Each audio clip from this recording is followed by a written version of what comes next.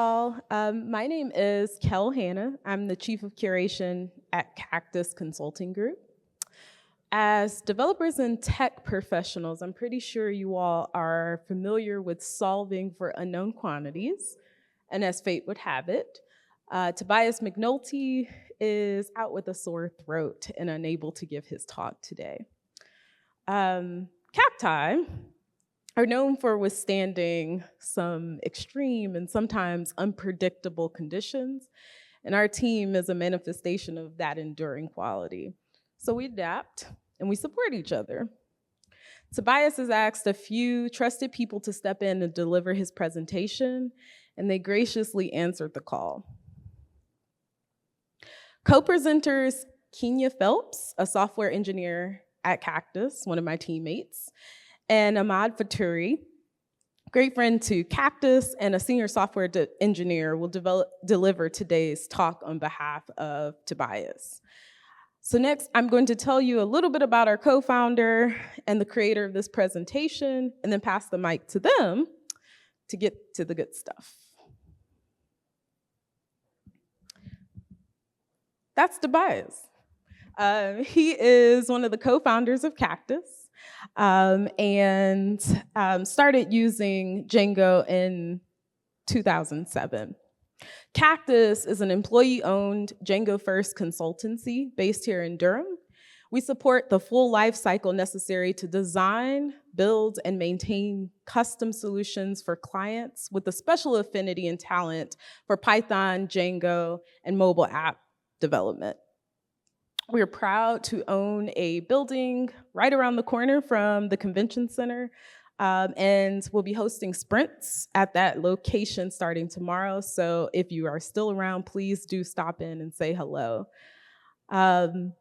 During Tobias's time, starting with Django, he's a big advocate for the contrib.messages. He's also a member of the Django ops team. And he spends a lot of his time in our offices most of his full time designing cloud-based and on-prem infrastructure for Cactus clients. And also he helps keep my crazy ideas grounded. In his spare time, he bakes amazing bread and grows vegetables. And if you're ever lucky enough to try some of his bread, you won't regret it. At this point, I'm going to turn over the floor to Kenya Phelps to get to the good stuff, talking about celery. All right. This is my first tech conference, and this is my first talk.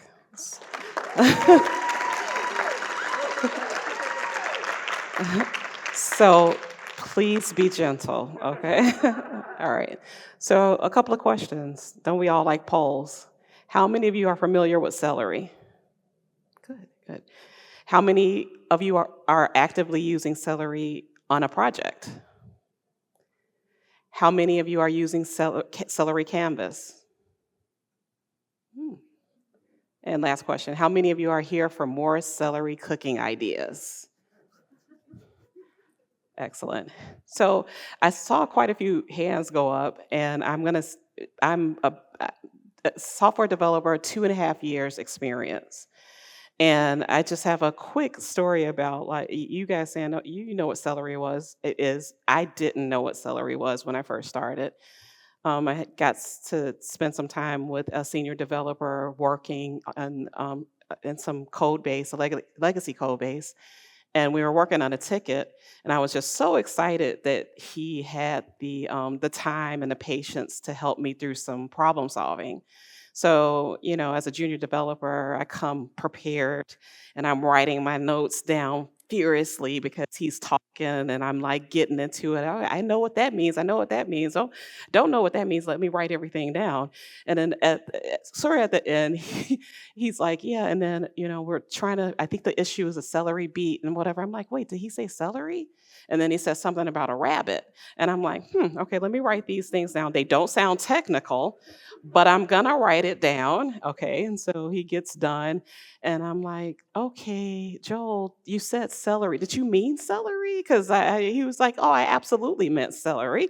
And I'm like, well, I don't know what that is. And so we did a deep dive, and no pun intended, going down that rabbit hole on the rabbit too.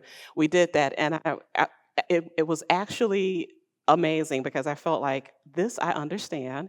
It's easy to grasp this concept, and I loved him for doing it. So I'm glad that you guys knew what celery was because I certainly didn't know.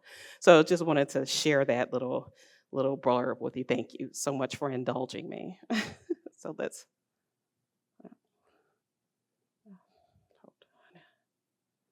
hold on. Oh. I can't see yeah. Oh, my note thingies is not. Yeah, but okay. Thank you. So our talk today, thank you, Ahmed.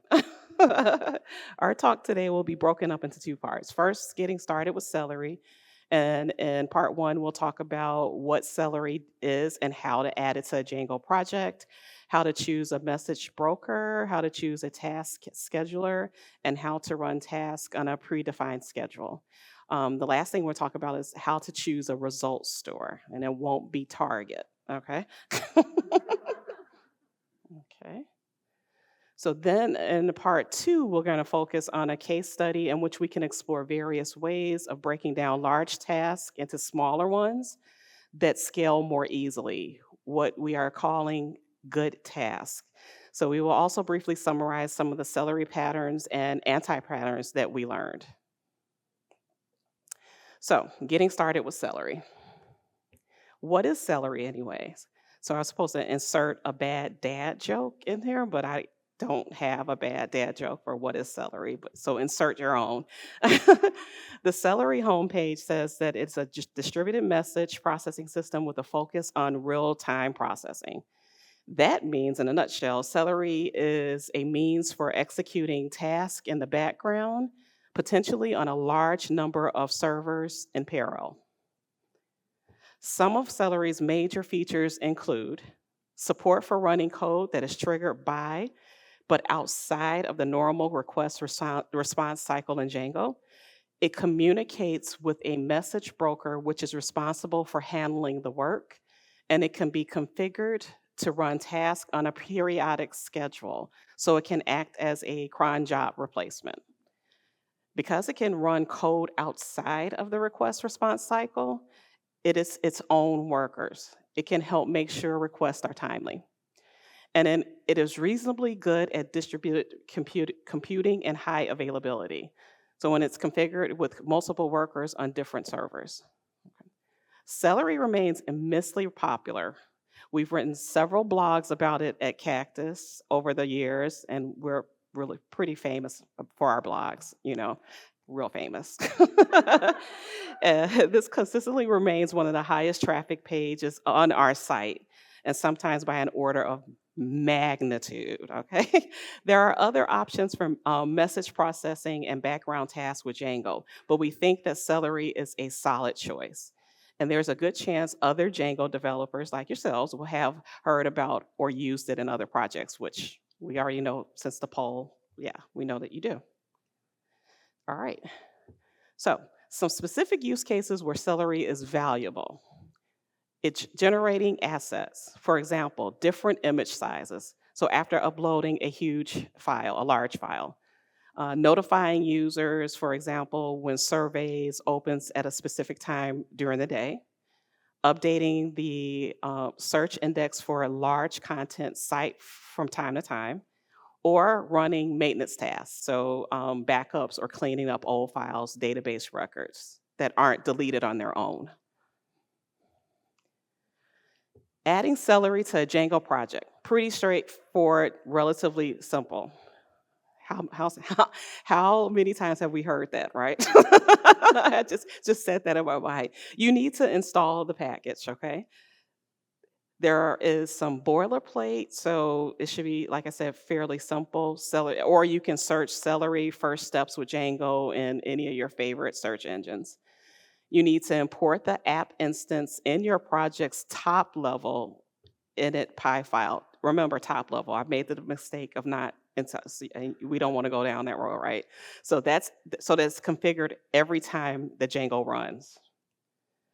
And before we can use Celery to run any task, we also need to configure it to use a message broker. The message broker is a task queue that allows the workers to consume the task.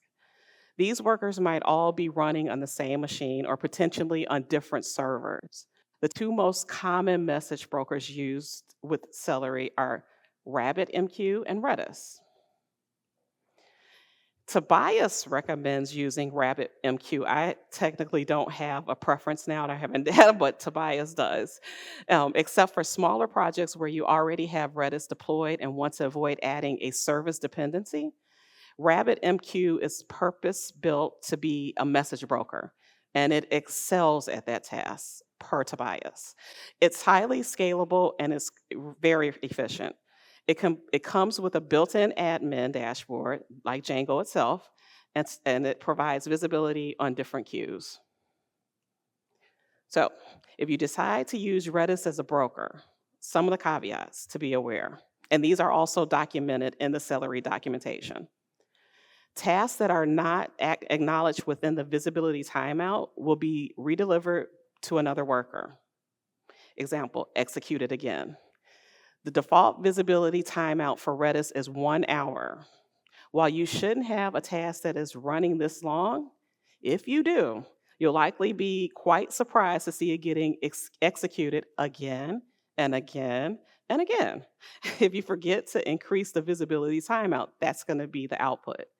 Now, while you might be tempted to simply increase the visibility timeout, its purpose is to protect against task loss in the event a worker crashes, or in case of a power loss. So increasing visibility timeout has the downside of prolonging the time before interrupted tasks will be rerun. So it's really not a solution. You're just prolonging the terror because it's going to be terrifying when you have this go on, run. So other more nuanced caveats include key injection and group result ordering. If you would like to use Redis as a broker, we recommend familiarizing yourself closely with these pages in the docs. Really pay close attention to those pages. So wealth of knowledge. In summary, we recommend using RabbitMQ whenever possible, possibly falling back to Redis if it's already deployed, and the caveats are acceptable on that particular project. Once you've selected a broker, you can configure it into project settings.py file with the Celery broker URL setting. As of Celery 5.3, we also recommend setting the Celery broker connection retry on startup. Now that we have a Celery configured, we can start writing a task. A Celery task in Python function that is wrapped with the task or shared task decorators. Here we have a task defined called batch password reset emails, and it takes a list of user primary keys to send password reset emails for. You might queue this task, for example, when an admin user selects user accounts to activate in a web interface, but you don't want to wait to send all of the emails at once before returning a response back to the user. Here in our staff activate view, we might have a form that figures out which users the admin select to deliver invites to. Then we obtain those primary keys and pass them into the delay function on our Celery. Task, batch, password, reset, email. Say that really fast. Then you can use the messages framework to save a status message for the user and redirect back to the staff list page. When delay is called, the web process will deliver this task with its arguments, the message broker, and then return immediately so the status message can be queued and the HTTP response returned to the user.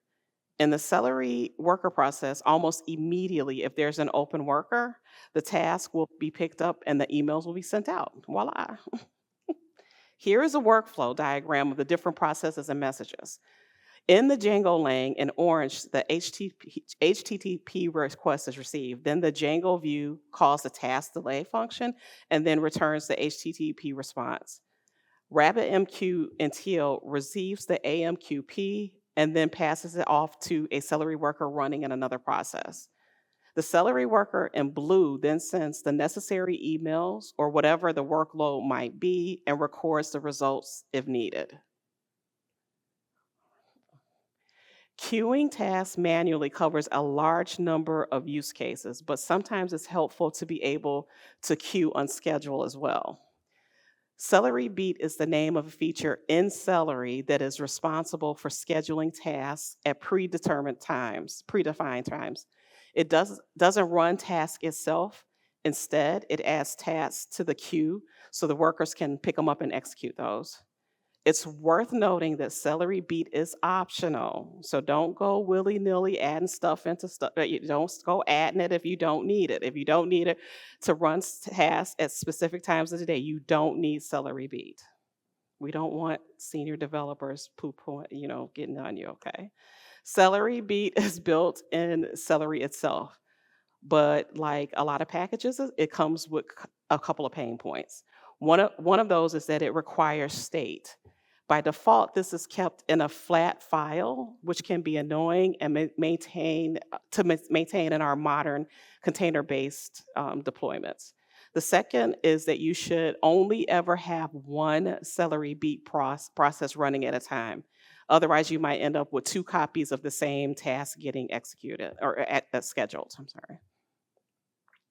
There is a separate app called Django Celery Beat recommended in the Celery docs that allows customizing the Celery Beat configuration specifically for Django projects. It includes an optional task scheduler that allows you to use the Django ORM to track state. Django ORM, yes. And it also comes with a Django admin interface, so you can monitor Celery Beat tasks via the admin, and we love the admin.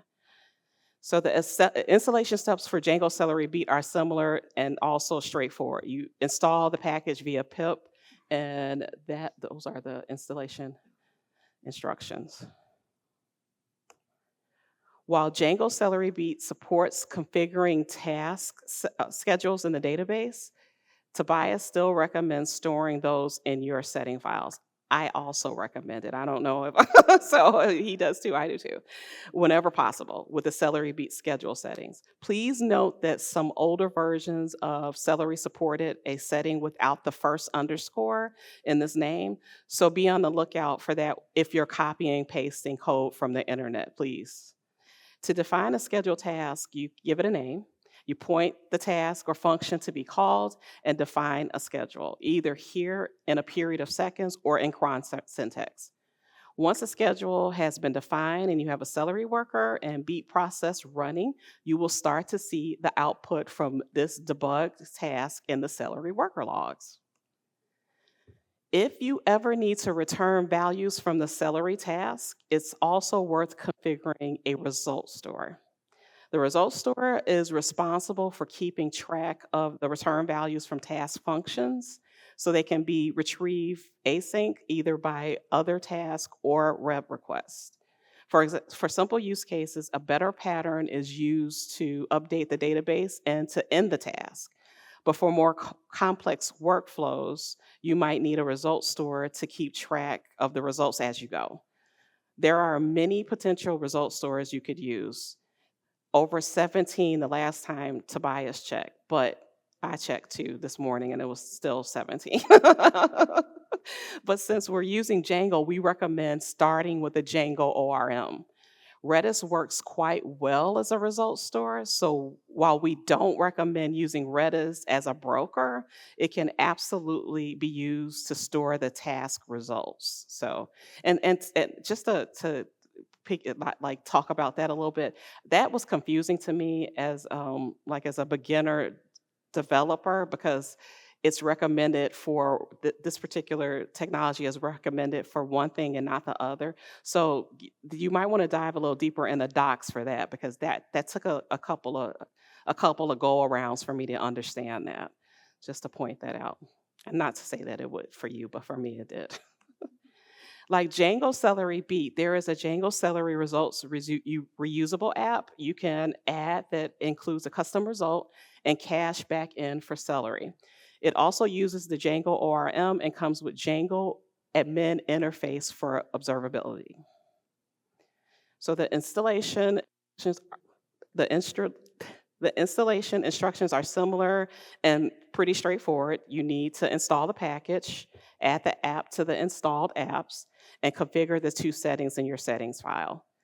We didn't quite, okay, so full disclosure, this is something that Tobias is saying. I love this about him. He is being completely just, vulnerable. Full disclosure, he's like, we don't quite understand how these short strings work, DjangoDB and Django Cache, the first time we saw them, but we believe that they are mapped behind the scenes.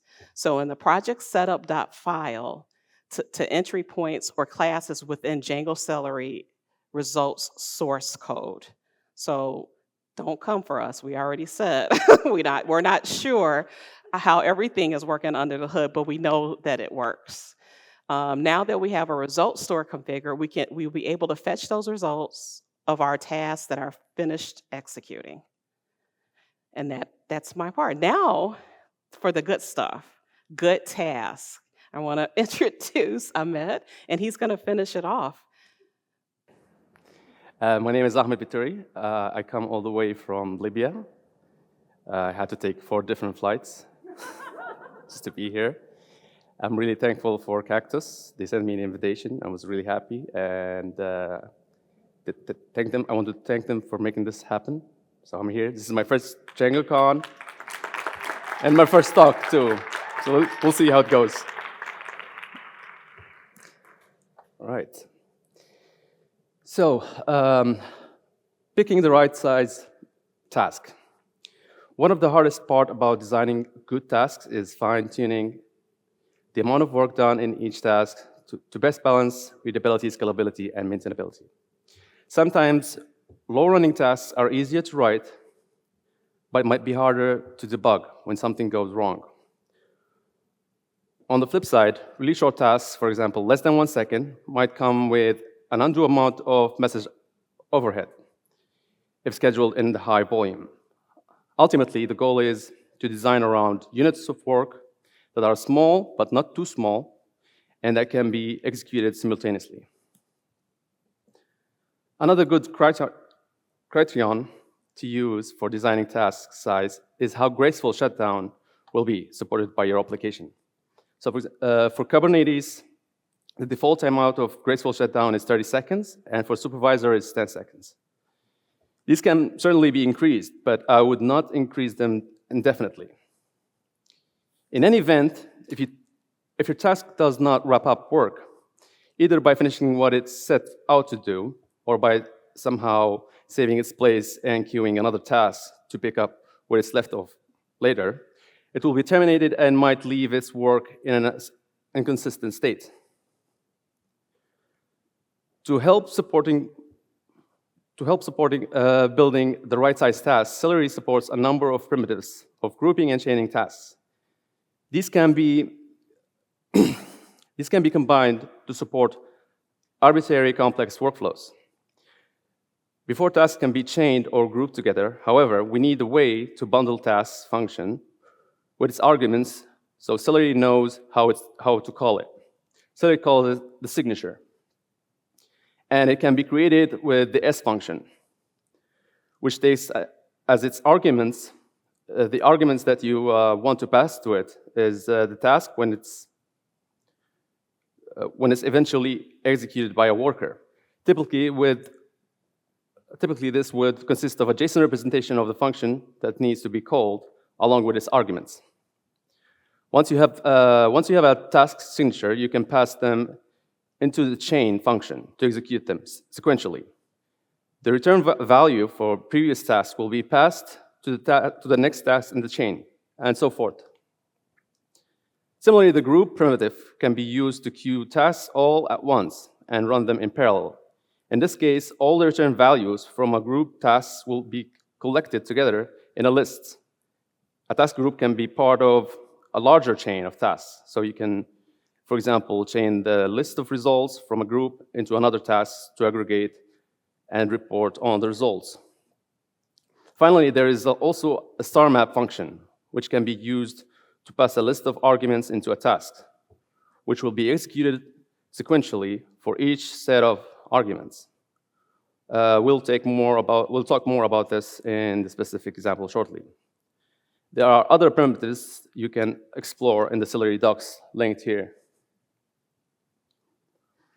As a general rule, try to avoid passing state from one task to another through task results. Instead, just as you would pass an object primary key into a task instead of the model object itself. Try to minimize the size of importance of arguments passed to tasks in the chain. As Mr. Flavio went into more details on this in his Celery talk yesterday, and Tobias recommends checking out the video if you didn't have a chance to see it yesterday. To help understand how these Celery primitives can work together, it's helpful to explore an example together in code. As some brief context before we do that, Cactus has been working as a software development team for the High National Election Commission in Libya since 2013. And this is actually the same time as I have met Tobias, too. It's like 10 years now. Libyan citizens registered to vote by SMS, and Cactus team built their voter registration system using Python, Django, and Celery. One function of this application is the generation of voter rolls. We think it's a good case study that we could use to explore how Celery primitives works.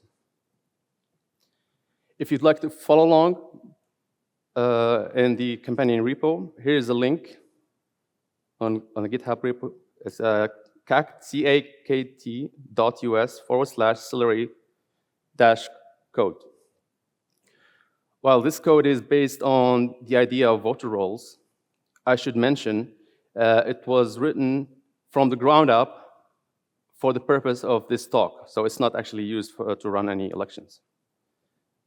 If you would like to see a running code for elections, there's an open source project that we have worked with Cactus for. It's called Smart Elect. You can navigate to that, Smart Elect. So the general goal of the code is to create lists of all eligible voters for distribution on paper at the time to all the 2,000 polling centers in Libya, 2,000 plus. In a nutshell, the code assigns voters within each polling center to groups of 500 to 600 voters, which is called a station. So this is the largest number of people that could reasonably be handled by a single desk or a table in a polling center. For example, there might be anywhere between 2 to 30 stations in a center, depending on the population density around that area. After splitting voters into stations, the code generates PDFs, one for each station, with the list of eligible voters in that station. So there are a lot of different ways we could write this code. And Tobias wrote up several of them in the example repo. If you're looking for the code, it can be found in the voter roll /rollgen.py. So let's talk through each of these options now. In option 1, all the code is executed in a single Celery task. We do iteration through all the polling centers in the database. For each center, we split the voters in the center into reasonable sized stations. Then we write a voter list to a PDF file. Along the way, we keep track of the total number of pages written and print summary at the end. This is short and easy to understand, but it's not ideal for a couple of reasons. All the work done here is sequentially. The work can't be distributed to multiple workers in your configurations. It takes longer than 30 seconds, even though we have given it a sample file of 10,000 fake users.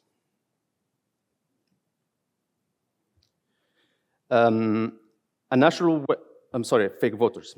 A natural way to break up this work might be to go through each center one by one and writing all the PDFs files for that center in one task. So this is option 2 here in sample code. What it does, it splits the voters into stations only for that specific center. And then it writes all the PDFs files for each of that stations, for each of the stations. And at the end, it returns the total number of pages for all the stations within that center. We continue on option 2, and this is the second task. We need a task or a function to kick off all the individual centers levels tasks. We can do that with the Celery primitive called group. So group task takes an iterable of task signatures, what you get from the S function, which can in turn be called as a group with delay, the delay function, to add a task for each center to the queue all at once. The work will be processed by the workers up to the total number of workers in parallel. You might be tempted then to wait for the task to complete and gather up the results. Do not do this. This is not good practice.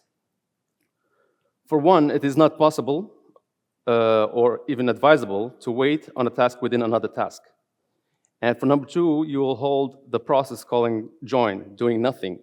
The join function here will be doing nothing until all the other tasks are complete. So instead, this is option number 3. We can,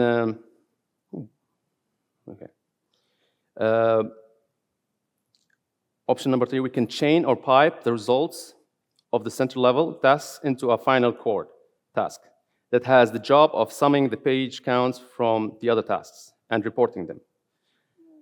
This task is virtually instant. It queues all the tasks with group as before and tells Celery to kick off the task sum pages task once the tasks in the group are complete.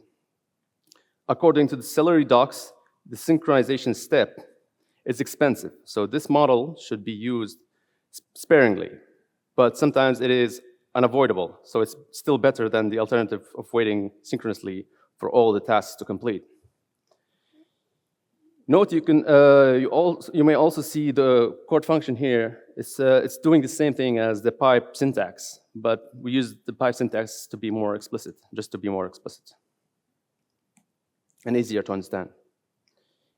And this is the following function for task number 3,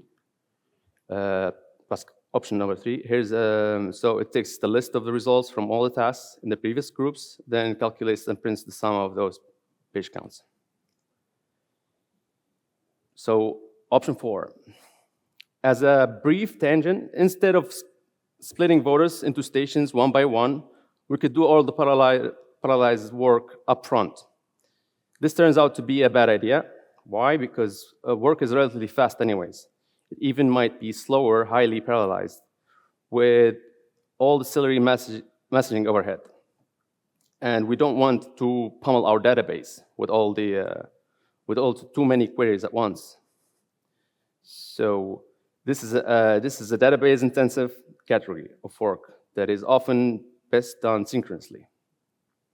If the code is too slow, time is probably better spent on optimizing the underlying database queries, rather than simply trying to do more things at once. In this case, trying to execute all the queries in parallel would almost certainly takes more time rather than less time. So in option 5, we modify the task to accept 2 parameters, center ID and station ID. And the work it contains is limited to generating the list only for that single station in the polling center.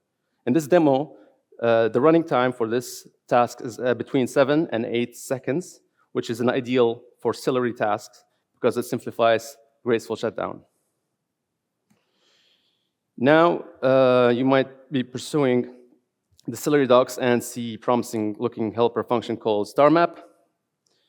If you're familiar with the Python multiprocessing library or the map or the other map reduce type of workflows, you might think that Celery, being the distributed systems that it is, would execute tasks in parallel when called with starmap, but this is actually not the case.